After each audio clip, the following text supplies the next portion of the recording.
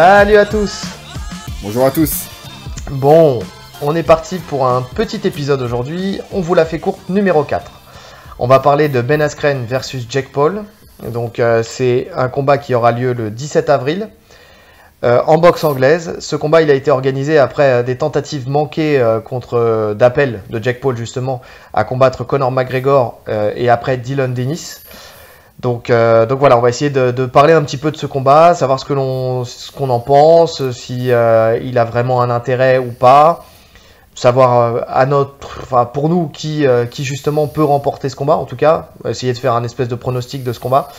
Donc voilà, on va essayer de l'aborder, mais avant ça, n'hésitez pas toujours à vous abonner et à cliquer sur la cloche des notifications. Sur YouTube, on est sur SoundCloud, on est sur Spotify, Apple Podcast, Google Podcast, partout. On est sur toutes les plateformes maintenant. Donc abonnez-vous, mettez des commentaires, laissez des pouces bleus. Voilà, essayez de nous faire monter pour qu'on puisse toucher plus de monde. Si ça vous plaît, bah, voilà, ça peut peut-être plaire à d'autres personnes. Donc voilà, n'hésitez pas à nous donner de la force. Bon, on commence ? C'est parti. Ok, donc on va commencer par présenter un petit peu les deux protagonistes. Donc Ben Askren, 1m78 pour 77 kg, 19 combats, Il a 19 victoires, 2 22 défaites. Combats. Il a 22 combats. Oui. Il a 19 victoires, 2 défaites et 1 no contest. Exactement. En MMA, par contre, précisons. En MMA, oui, voilà, bien sûr. Il n'a aucun palmarès en boxe anglaise. Alors, pour lui... Eh bien, il a été invaincu. En fait, il a été champion du ONE FC, champion du Bellator, avant d'arriver à l'UFC. Donc, c'est là où il a eu ses 2 défaites, d'ailleurs. Il a perdu qu'à l'UFC. Il a perdu qu'à l'UFC. Il était invaincu jusqu'à là. D'ailleurs, il était en conflit avec l'UFC. C'est pour ça. Enfin, avec Dana White, pas avec l'UFC, avec Dana White. C'est pour ça qu'il n'était pas allé à l'UFC. Et puis, un jour, il y a eu un transfert entre le ONE FC et l'UFC, entre Demetrius Johnson et Ben Askren, où ils ont fait un échange. Et c'est là où il est arrivé. Et pour le plus grand plaisir de Dana White, et c'est important qu'on dise ça maintenant parce que on verra après par la suite que Dana White, il a un traitement de Ben Askren différent pour ce combat. Pour le plus grand plaisir de Dana White, il a perdu donc 2 fois. Il a fait une première victoire qui était limite face à Robbie Lawler, effectivement. Et puis après, il perd avec le magistral coup de genou de Masvidal. Et la dernière défaite, c'était contre Demian Maia. Contre Demian Maia. Donc voilà, effectivement, contre Demian Maia, quand on a revu le combat là justement avec l'explication de la boxe.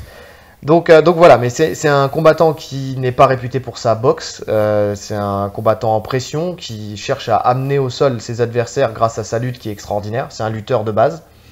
Et après, c'est travailler sur son grand endpoint. C'est pas quelqu'un qui met des KO, il a un cardio de fou, il peut tenir les 5 rounds à l'aise. Et donc, il a un menton de fou, un mental de fou. C'est ça. C'est quelqu'un qui lâche jamais.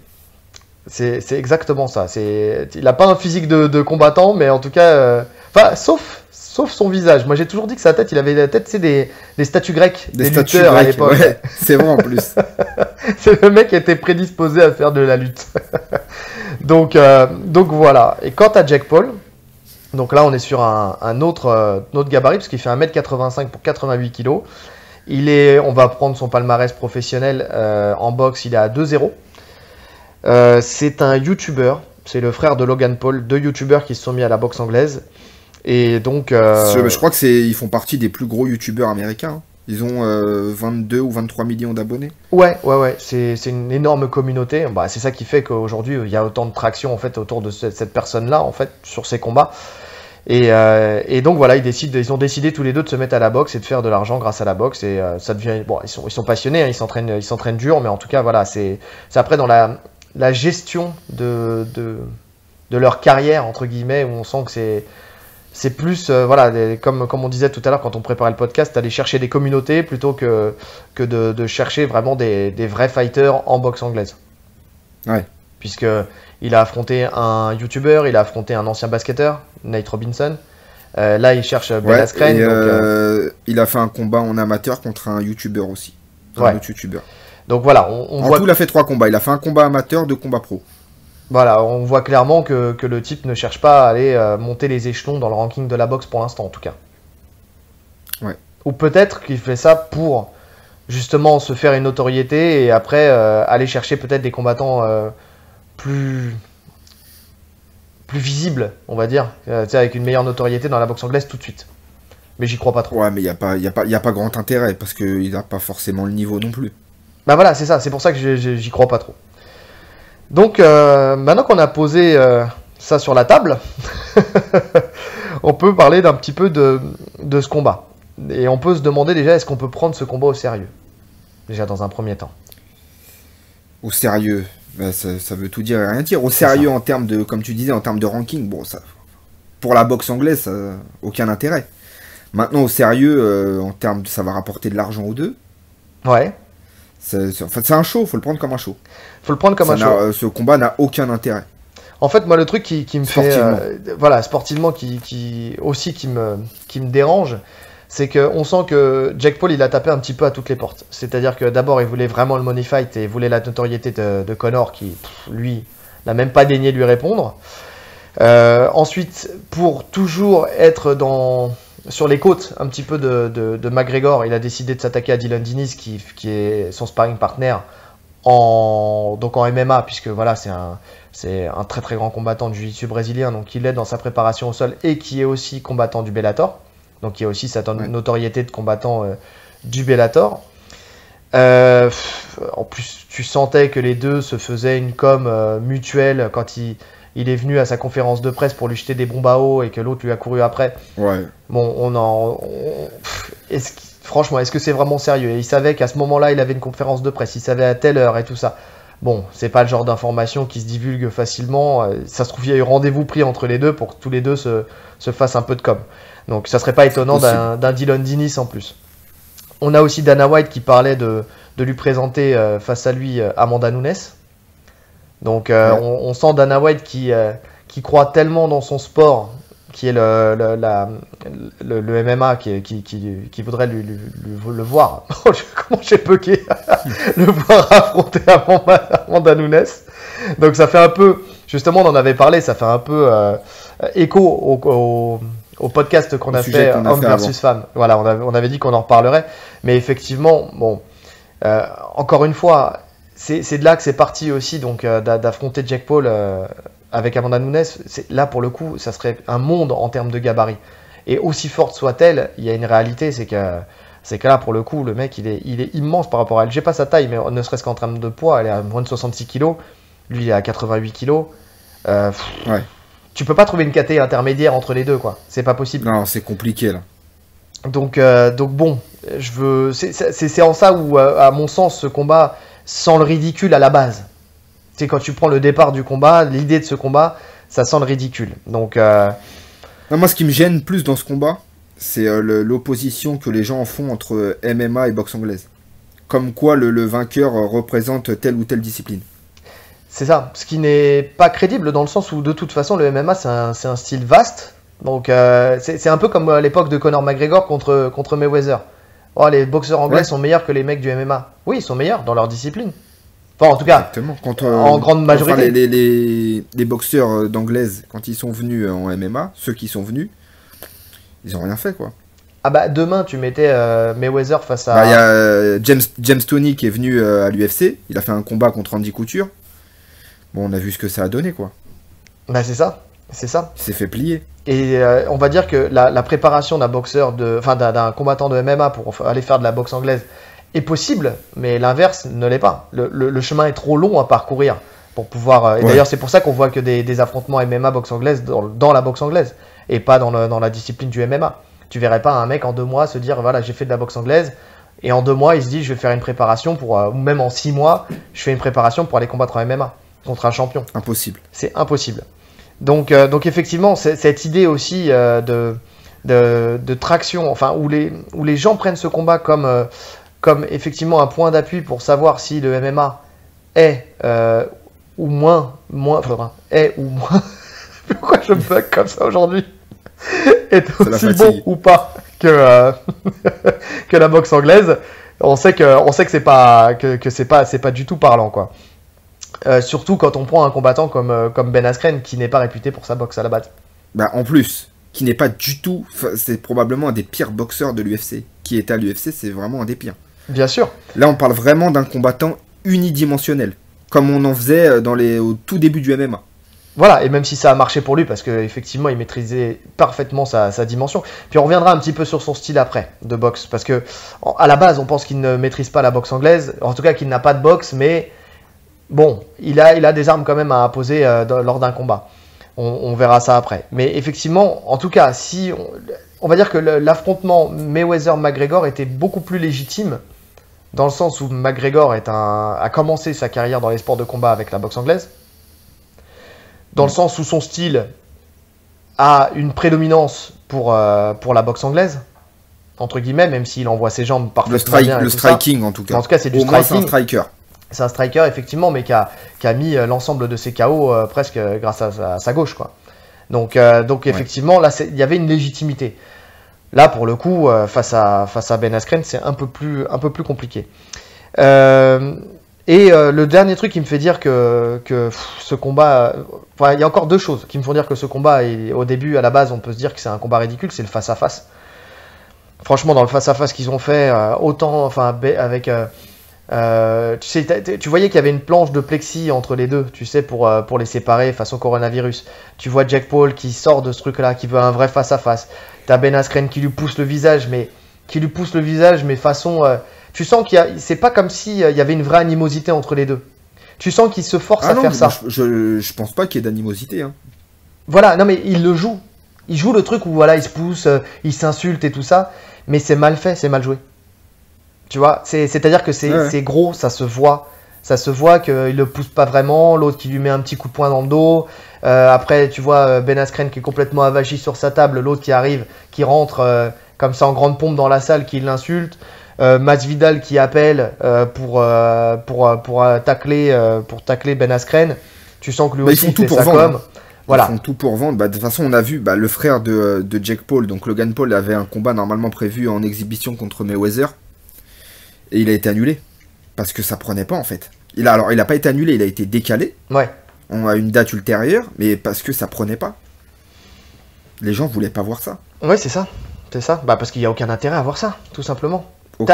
T'as limite plus d'intérêt à voir un combat d'exhibition comme ça entre Jake Paul contre Ben Askren que Mayweather contre Logan Paul. On est d'accord. Surtout que le pay-per-view sera moins cher.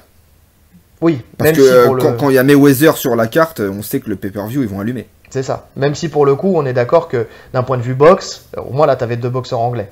Tu vois, il y avait une cohérence. Il n'y avait aucun intérêt dans le niveau, mais il y a une cohérence dans le style. Tu vois, je te parle de Logan Paul contre Mayweather. Non, mais t'as une cohérence dans le style. Ça aurait pas fait 2 secondes. Ouais. Mais bon, au moins, il va chercher un boxeur anglais. C'est déjà ça. D'anglaise. Ouais. Bref, passons. Et le dernier truc, c'est Dana White qui, justement, on revient sur ce que je disais au début, sur le fait qu'il déteste Ben Askren, et qu'au final, le mec parie $1 million sur la victoire de Ben Askren. Mais tu sais quoi ? Je crois, franchement, je sais pas si on peut dire que Dana il déteste Ben Askren. Je crois vraiment que ce qu'on lit dans les médias et tout, je crois que Dana il déteste personne et il aime personne en fait. Je suis d'accord avec toi, c'est du business. Parce que quand il est arrivé à l'UFC, Ben Askren, Dana White, ça a bien accroché. Hein. Enfin, il l'a bien mis en avant, etc. Je sais pas si tu vois ce que je veux dire. En fait, il s'en fout. Faut pas prendre ce qu'il dit sur les combattants au pied de la lettre. Ils se sont fait une guéguerre pendant des années, parce qu'ils voulaient le faire venir. C'est comme Fedor, tu vois. Quand il parle de Fedor, on a l'impression qu'il déteste Fedor, mais c'est juste parce qu'il l'a pas eu. Il aurait eu Fedor et il aurait kiffé. Non, mais c'est sûr. Mais on le voit de toute façon. Mais de toute façon, on voit qu'il n'y a aucun sentiment pour Dana White. Non, c'est que du business.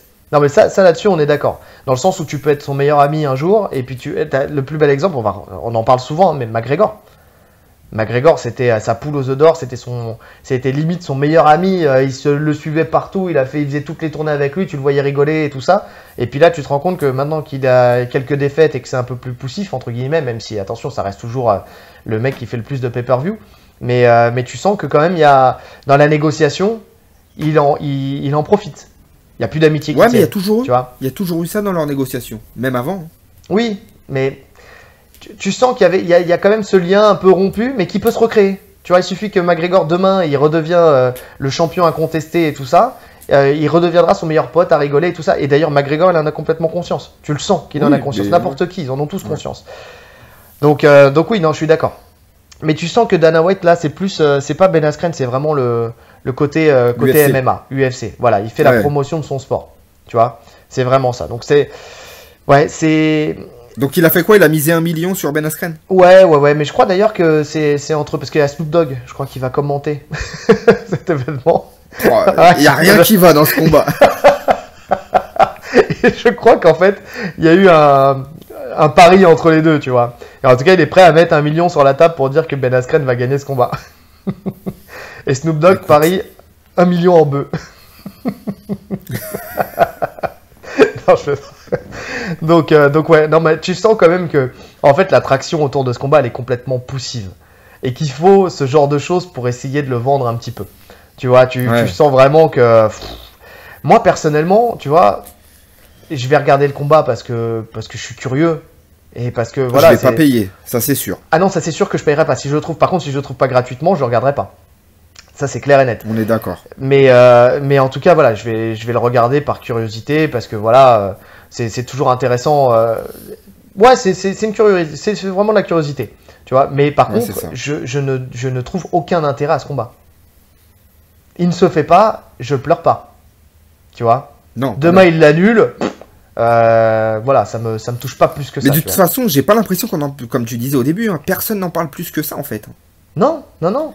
Alors je pense que c'est vraiment pour le public américain pour le coup là. En fait, Aux États-Unis, il y a peut-être un plus gros buzz que ici. En tout cas, les gens s'en foutent complètement. alors je pense qu'aux États-Unis, il y a un plus gros buzz parce que la communauté de Jake Paul, elle est aux États-Unis.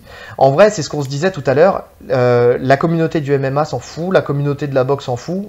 Ceux qui vont vraiment payer pour regarder ce combat, c'est les mecs qui n'y connaissent malheureusement rien et qui suivent Jake Paul sur ses réseaux sociaux. Donc c'est ça C'est qui ça. va faire de l'argent finalement. Mais ça, je suis pas sûr que ça mettra. Alors tu me disais que Mike Tyson pensait que oui. Tu vois que ça permettait de mettre en lumière la boxe anglaise. Tu vois. Moi, il disait que c'était une bonne chose. Mais sincèrement, en tout cas peut-être que c'est différent aux États-Unis, mais en France, je vois pas je vois pas la lumière. Hein. Je la vois pas du tout. Nous on va le voir parce on est sur des réseaux spécifiques. Donc on va voir que Ben Askren a poussé. On a vu vite fait quelques images lors de la conférence de presse. Mais sorti de ça, tu vois, si j'avais pas préparé ce podcast-là, j'aurais jamais été chercher sur YouTube quoi que ce soit sur ce combat-là. Ouais. Tu vois. Donc c'est pour ça. Il y a que là où je me suis mis à regarder quelques vidéos pour me dire voilà, et pour faire un pronostic à la fin et me dire est-ce que Ben Askren a pris le combat au sérieux ou pas, est-ce que c'est juste de la mascarade ou est-ce que vraiment il y aura quelque chose qui se fera autour de ce combat. Donc moi, alors contrairement à Mike Tyson, je trouve que c'est un peu triste pour le sport, quoi. C'est dans le sens où on met en lumière, mais ça c'est valable, c'est ce que tu disais, c'est valable pour tous les sports, mais on met en lumière des gens qui sont pas méritants. Alors je parle pas de Ben Askren. Ben Askren parce qu'il a fait sa carrière, c'est un combattant pro et tout ça, qu'il se fasse sa retraite Pour le coup, c'est dorée. une bonne chose pour Ben Askren. Hein. Je suis d'accord. Mais pour le coup, Jake Paul, Logan Paul, tu vois, ces mecs-là, mais ils viennent de débarquer dans le monde de la boxe et ils vont faire des millions sur leur nom, tu vois. Alors que t'as des mecs qui triment, qui boxent depuis qu'ils sont tout jeunes, qui ont fait, je sais pas moi, 30, 40 combats, parce qu'en boxe anglaise, ça va très vite de faire beaucoup de combats, et qui vivent difficilement de leur passion. Et alors, sans parler du MMA. Sans parler du MMA où là, c'est encore pire, où vraiment une poignée d'élus gagnent correctement leur vie, quoi. Donc, Non, je suis d'accord, mais bon, ça on le sait que de toute façon, c'est par rapport à ce que tu vas rapporter que tu vas être payé. Hein. Donc, ouais, ça non, malheureusement, c'est la loi du marché. Hein. c'est la loi du marché, mais c'est quand même dommage. C'est quand même dommage. C'est mon côté anticapitaliste, je crois. Bon, attends, pour revenir au combat. Le combat, c'est en 8 rounds, c'est ça? Ouais. C'est dans une catégorie. Alors, normalement, Jake Paul, il combat en cruiserweight, donc Ouais. 90 kilos. Là, ils l'ont fait dans une catégorie un peu intermédiaire, ils seront entre 83 et 86 kilos. Entre 83 et Donc, ce qui 86 kilos. rapproche. Ouais. Ce qui sera quand même à Qui est l'avantage plus de ou Jake Paul. moins... Je pense que c'est quand même plus ou moins le poids de Ben Askren hors combat.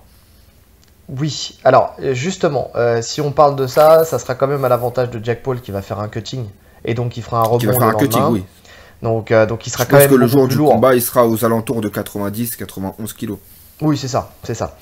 Et on a vu justement que pour Adesanya, tu sais, que le fait de ne pas faire de cutting, ça pouvait te faire aussi une contre-performance. Ouais. C'était Taylor Lapillus qui en parlait dans un autre podcast qui disait que justement, lui, il se sentait beaucoup mieux quand il avait fait un cutting. Tu vois qu'il avait fait un parce que cutting et un finalement, rebond. c'est une sorte de routine en fait. Je pense C'est que ça. ça te fait rentrer dans ton combat. C'est ça. Pour ceux qui sont habitués à le faire en tout cas. Après, tu me disais qu'au ONE FC, parce que moi je voyais Ben Askren combattre, donc ouais, enfin sur sa KT moins de 77, tu vois, et tu me disais qu'au ONE FC il avait combattu aux alentours des 83 kilos. Quoi. En fait, il a eu une saison en middleweight. Mais j'ai pas vérifié, mais middleweight, je sais pas ce que ça représente au ONE FC parce que c'est pas les mêmes KT de poids. Oui, c'est ça, parce qu'ils ont une politique sur le cutting qui est différente, eux. Ouais. Il faut pas que tu faut pas que tu regagnes plus de 20% de ton poids, je crois, un truc dans le genre. Suite à un décès d'un des combattants, ils avaient mis une politique forte sur le cutting, donc ce qui fait que tu as moins la possibilité de cutter, tu es plus dans une catégorie naturelle pour toi quand tu es au ONE FC que quand tu es à l'UFC par exemple, ou dans une autre organisation. Donc oui, sauf que tu te retrouvais avec des gens qui étaient dans les mêmes règlements que toi, donc en fait qui avaient un cutting qui était pas fort, tu vois, alors que là ça va être complètement différent, même si on sait qu'en boxe anglaise De les toute mecs façon, ne cuttent pas énormément. Ne serait-ce que visuellement, il n'y a même pas besoin de regarder les poids. On voit que Ben Askren est plus léger, il est bien plus petit, il est plus léger. Bah, il y a presque 10 cm d'écart. Hein. Ouais, donc, quasiment. Donc voilà, donc que penser de ce combat? Moi au début, tu sais, quand j'ai vu le combat, donc effectivement je me suis dit Ben Askren il va chercher un money fight. Donc il veut payer sa retraite et tout ça, mais là en faisant des recherches justement pour parler pour ce podcast-là, je me suis rendu compte que finalement il avait pris ce combat vachement au sérieux. Tu sais? Ouais, c'est ce que tu me disais. Ouais, dans le sens où il a pris comme coach Freddy Roach, donc grand coach de boxe anglaise, qui travaillait vraiment sur sa base, mais qui travaillait autour de ses forces. Donc on va parler un petit peu des styles. En fait, Ben Askren, c'est ce qu'on disait tout à l'heure, c'est un combattant en pression qui va chercher la lutte, mais à la fois, il y a un mec qui a fait une vidéo qui était super intéressante où il analysait sa boxe face à Demian Maia, justement. Et il expliquait que sa boxe, elle était loin d'être dégueu, dans le sens où il avait une boxe qui était très atypique, mais qui était efficace, qui était précise, qu'il avait de toute façon une mâchoire en acier, et qu'il avait des esquives de tête qui étaient très très bonnes. Des esquives latérales. Ils sont pas dégueux, ouais. Elles sont pas dégueux. En fait, tout simplement, et la différence avec les autres personnes que Jake Paul a affronté jusqu'à maintenant, c'est que là, on a quelqu'un qui a une expérience en combat qui est énorme. 22 combats en MMA, des combats au plus haut niveau, pour des ceintures, avec des 5 rounds. Enfin, tu vois, c'est quelqu'un qui a un gros cardio, qui sait gérer un combat et qui a une grosse expérience. Et on a un combattant qui a tout basé sur sa lutte. Mais pour pouvoir mettre en place sa lutte, il faut pouvoir venir au contact sans prendre trop de dommages. Donc, ces esquives, elles se sont travaillées au fur et à mesure du temps. Parce qu'il faut qu'il évite les jabs, il faut qu'il évite les crochets, il faut qu'il évite tout ça pour venir au contact. Et venir en plus clincher. Et quand il est au clinch, c'est là où il commence à envoyer sa boxe aussi, tu vois. Ouais. Et donc, c'est, à mon sens, un combattant qui aura une boxe qui sera difficile à lire. Tu sais, parce ça sera pas... dans le sens où c'est pas une boxe... je repars sur l'exemple qu'on a déjà dit, on en a déjà parlé sur des pronostics. Quand tu affrontes un débutant, tu as tendance à prendre plus de coups quand tu affrontes quelqu'un qui a une boxe qui est carrée, tu vois, qui est déjà construite. Parce que c'est des coups que tu connais. Tu sais que la gauche elle vient comme ça, tu sais que le jab, cross, crochet, tu sais d'où ça vient, tu vois. Quand c'est atypique, ça vient d'un peu partout. Tu vois, et donc ça peut te surprendre. En fait, moi, de ce que j'ai vu de Ben Askren, ce qu'il fait en MMA en tout cas, c'est déjà il a pas de bras gauche. D'accord, il utilise quasiment jamais son bras gauche. En fait, les lutteurs normalement ils ont donc s'ils sont droitiers, ils ont leur jambe droite devant. Ouais. Voilà. Sauf que Ben Askren, il a fait la transition en MMA où il a mis sa jambe forte derrière. Ouais. Donc il boxe en droitier. En lutte, normalement il a sa jambe droite devant. Ce qui fait que quand il commence son enchaînement, il envoie toujours le bras droit, donc la main arrière, en avançant sa jambe droite pour venir saisir. Donc il utilise quasiment jamais son jab. D'accord ? En boxe anglaise, sans utiliser de jab alors qu'on est plus petit, c'est compliqué. Je vois pas comment il va rentrer en fait. Il peut très bien faire son changement de garde. Hein. Ça pose pas de problème. Il va le faire. Non. Donc il va le faire, mais qu'est-ce que ça va donner ? Parce que là, en MMA, il le fait pour saisir. Après, il rentre en clinch et il est bien. Mais je pense là, il va pouvoir saisir, mais je vois pas ce que ça va donner. Ou alors, sauf s'il a vraiment travaillé son dirty boxing. Je pense que c'est ça. En fait, quand tu regardes les vidéos, c'est justement c'est là où j'allais en venir. Je pense que difficile à lire et il va pourrir son idée. Je pense que ça va être de pourrir la boxe de Jake Paul. Il a de l'endurance, dans le clinch. Il peut faire ça sur 8 rounds à l'aise. Et je pense que c'est ce qu'il va faire. C'est-à-dire que comme d'habitude, il va rentrer, il va confiant sur sa mâchoire, il va venir, il va envoyer ses petites esquives latérales pour justement éviter les jabs de Jake Paul et il va venir tout de suite au contact. Il va venir saisir, il va envoyer des frappes. Il va juste piquer comme ça. Hop, ça va ressortir. L'arbitre va séparer, il va revenir au contact. L'autre point important, c'est qu'il a vraiment, pour le coup, aucune puissance dans les points. Oui. Il a un gros manque de puissance. Je le vois pas mettre ni KO, ni KO technique. C'est ça. C'est-à-dire que quoi qu'il arrive, il n'y aura pas de KO de son côté. Ouais. Ça on peut quasiment être sûr. Hein. À moins que Jake Paul tombe de fatigue. Mais sinon, mais j'y crois pas. J'y crois pas parce qu'il s'entraîne. Il s'entraîne dur. Donc j'y crois pas non plus. Je pense que les 8 rounds, il peut les tenir facilement. Mais en tout cas, je pense que vraiment, sa stratégie, ça va être ça. Ça va être de venir au contact. De venir au contact et de casser. En fait, il va peut-être se faire pénaliser, mais en tout cas, il va venir saisir. Il va envoyer 1, 2, 3, il va saisir. Il va envoyer des petits coups, ça va se relâcher. 1, 2, 3, il va saisir. Et je suis pas sûr parce que, tu sais, le combat Mayweather contre McGregor, ils avaient adapté un règlement. Tu sais, c'était un règlement qui était un peu différent. Qui permettait aussi... Non, là, ça a l'air... Enfin, j'ai pas vu de news par rapport à ça. Mais en anglaise, pure...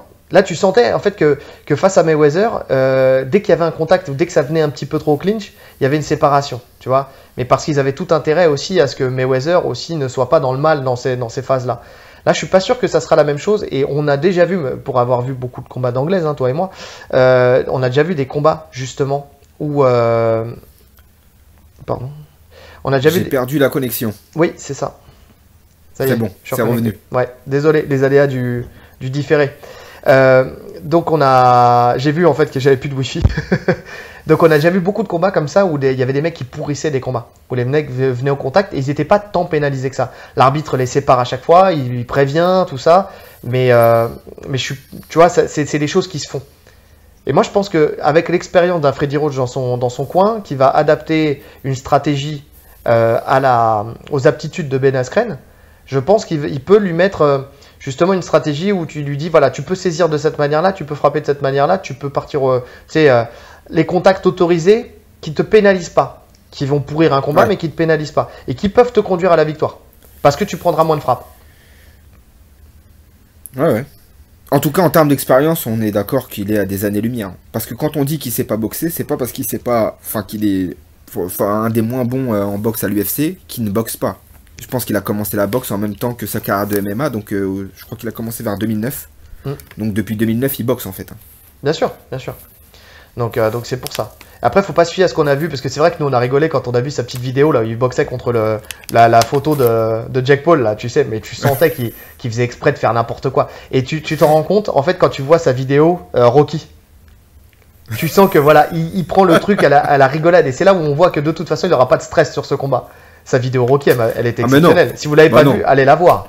Il a fait une phase de Rocky, justement, sûrement Rocky 4 où il est en Russie et qui s'entraîne dans la neige et tout ça. Il a même poussé le vice jusqu'à faire jouer sa femme qui jouait le rôle d'Adrienne dans la vidéo. Elle est mortelle. Il soulève son petit sac de terreau là. Il tire ses gosses avec la bouée. Non, franchement, elle est géniale. Elle est géniale cette vidéo. C'est le truc. Je pense que ce sera mon coup de cœur plus que le combat. Grave. Donc voilà. Et après, pour finir, je pense qu'il a tout intérêt de toute façon à casser la distance avec Jake Paul parce que c'est quand même un combattant qui est puissant. Oui. Il met des KO. Il frappe plus fort. Ça, c'est sûr, il frappe plus fort que lui. C'est ça. C'est-à-dire que les victoires qu'il a, les 2 victoires qu'il a en professionnel, c'est 2 KO premier round, je crois. Donc, il y a un premier et un deuxième round. Un premier et deuxième round, enfin, c'est ça. Donc voilà, si on allonge plus sa puissance, il a tout intérêt à venir et à casser la distance. Après, bon, on parle pas forcément, on va pas parler de la boxe de Jake Paul. Hein. De toute façon, il fait de la boxe anglaise, il s'entraîne, voilà, il a un niveau raisonnable. On sent qu'il s'est mis au sérieux. Par contre, on sent qu'il est sérieux dans sa boxe. Tu vois, c'est pas un niveau amateur, quoi. C'est un niveau amateur, mais on sent qu'il s'entraîne dur. Voilà. Il se donne les moyens, en tout cas, d'aller chercher des victoires. Tu vois, c'est pas un Oui, mec voilà, qui va juste il tabler signe sur pas son le nom. combat pour ne pas s'entraîner et juste y aller prendre son argent. Non, C'est il ça. veut gagner. Il veut gagner, c'est exactement ça. Au niveau des paris. Au niveau des paris, au début, c'était une forte domination de Jack Paul, mais tu m'as dit que là, ça s'était Ouais, équilibré. et là, il me semble que ça s'est équilibré. Je veux pas dire n'importe quoi, mais j'avais regardé il y a pas longtemps, là, avant-hier, il me semble que ça s'était plus ou moins équilibré. Bah, Ça me paraît logique, hein. Voilà, Ça je me paraît pense qu'au logique fur parce et à que c'est mesure un des combat, années. Ouais. c'est très difficile à prédire. Exactement, exactement. Mais je pense qu'au fur et à mesure aussi des analyses sur la boxe d'Askren, plus le fait qu'il soit bien entouré et tout ça, plus son expérience, ça a fait que, à mon avis, les paris se sont équilibrés au fur et à mesure du temps. Tu sais, je pense que les gens, ils ont dû penser comme nous au début. Il vient juste pour prendre de l'argent, et puis après, ils se sont rendus compte que finalement, il prenait l'argent, mais aussi sûrement, enfin, en tout cas, chercher à prendre la victoire. Et à ce moment-là, je pense que les paris ont commencé à s'équilibrer sur Ouais, ce et puis combat. c'est surtout le fait que quand tu prends un peu de recul, tu te rends compte que le mec, bon, hormis sa défaite, son dernier KO contre Masvidal, là, le mec est quand même invaincu en MMA, il a une carrière de malade, Ah oui. il a affronté que des tueurs, donc vraiment que des tueurs. C'est-à-dire que Jake Paul, pour lui, en soi, c'est de la rigolade. Ouais. Enfin, je veux dire, en termes de pression, il a aucune pression. Oui, oui. Le mec, c'est un amateur. Non, mais c'est clair. Et puis en Masvidal, le KO qu'il prend, enfin, tu vois, il le dit lui-même, Ben Askren, t'as eu la chance de ta vie, quoi. Dans le sens où, Mais tout le monde l'aurait pris, hein. Enfin, je veux dire, c'est ça. le genou, tu le prends, tu dors. Tout le monde. Il a fait un pari de lui foncer dessus. En fait, stratégiquement, c'était génial. Mais bon, n'importe qui en début de combat à froid comme ça, tu prends un coup de genou comme ça, tu tombes. Mais Masvidal lui-même a dit qu'il était surpris que ça fonctionne. Hein. Oui. Enfin, il avait même pas prévu que ça fonctionne. Il voulait lui juste faire ça pour lui faire peur, pour ne pas qu'il se lance dans ses jambes facilement. Quoi. C'est ça. Donc voilà, c'est le coup de genou le plus chanceux de sa carrière. Comme il dit j'ai construit ta carrière en deux secondes avec ce coup de genou. Tu sais, il dit tu devrais me remercier, il lui dit. Il n'a pas totalement tort. Et il n'a pas totalement tort. Donc voilà. Bon pronostic. Pour finir, pronostic. Bah écoute, ah t'es vraiment un bâtard. Parce qu'au début, moi, j'avais pas mis de pronostic. Parce qu'en vrai, je vais en faire un. Je vais jouer le jeu.